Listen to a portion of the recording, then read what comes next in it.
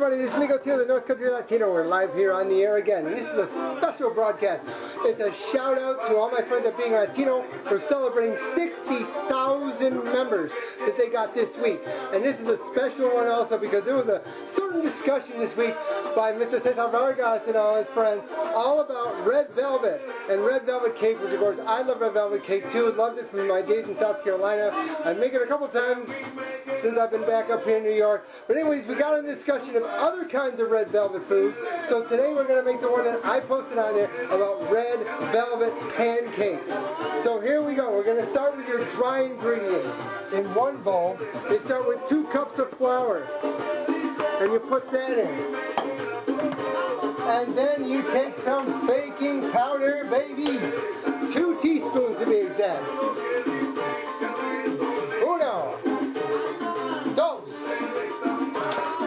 And you're done with your baking powder. 1 teaspoon of baking soda. Don't get screwed up with doing baking powder, baking soda. You're going to have a baking mess. Anyway, 1 teaspoon of the baking soda. Goes right in. You got to keep your dry ingredients separate from your wet ingredients, as you'll find out later. Put that away. And then you take some sugar.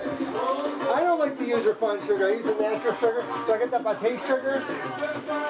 Sometimes you can get that at Wally World or any store that sells organic products or vegan products and everything.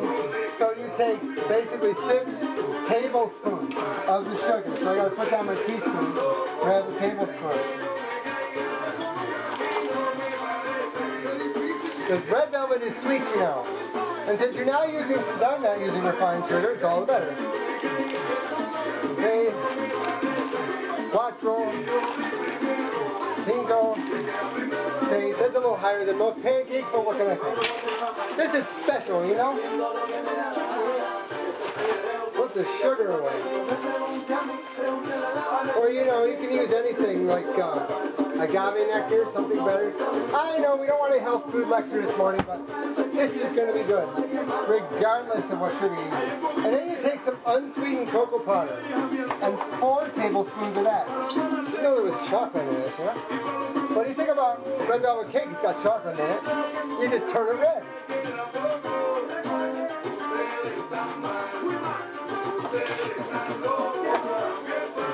And a spoon. And here, folks, are your dry ingredients. Stir them all around. And get ready for your wet ingredients. Meanwhile, you're preheating a grill. This is my electric griddle, and it's preheating with non-fat cooking spray on it, so it won't stick. Okay, now it's time for the wet ingredients, the other half of the fun. And of course, you got to have some eggs and pancakes, or else what are you going to have? Got 2 eggs. 1 going in. Número 2.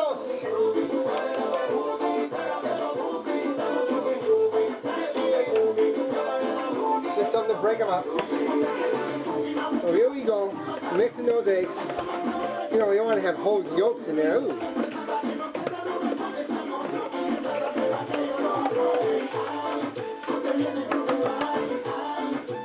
Alright, now, the rest of the wet ingredients are as follows. 1½ cups of buttermilk. It's great these days you can get low-fat buttermilk. 1½ cups. Look at that.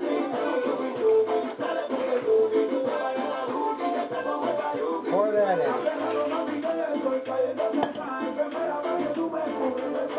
1/2 cup of sour cream. Fat-free. I always use fat-free stuff. No, I watch myself. And now, 4 teaspoons of vanilla. And I got to double up here because I got 1 almost done. I so have to get rid of this. Empty. Open my other bottle.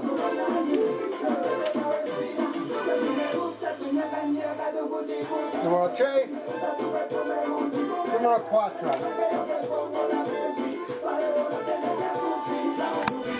That's what you got so far with the wet ingredients. Stir it together.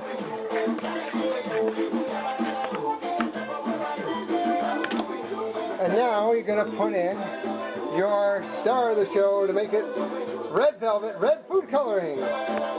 What's red velvet without the red food coloring?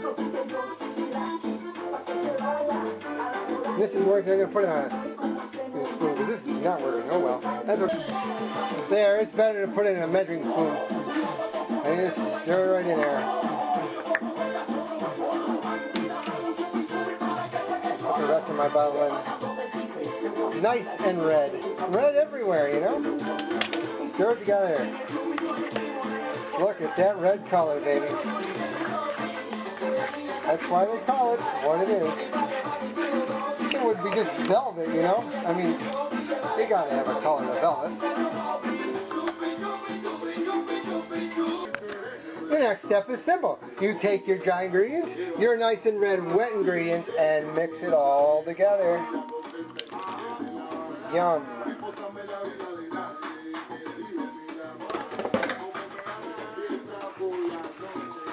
And stir it well.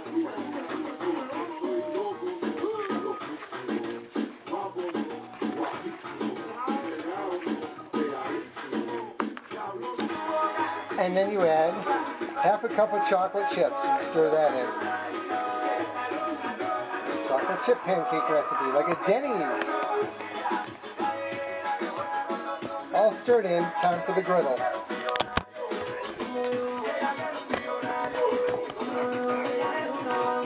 So you take a couple few spoonfuls. It's a thick batter, so you want to be conservative with it. On it and put it on your grill, which is preheated to about 350.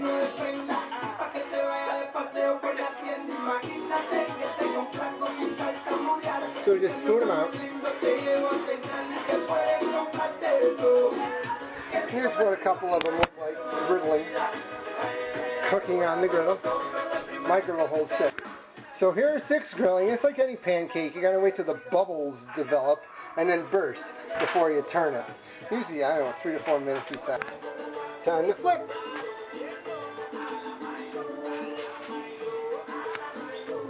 Now you can use a little more food coloring than I did to make them redder.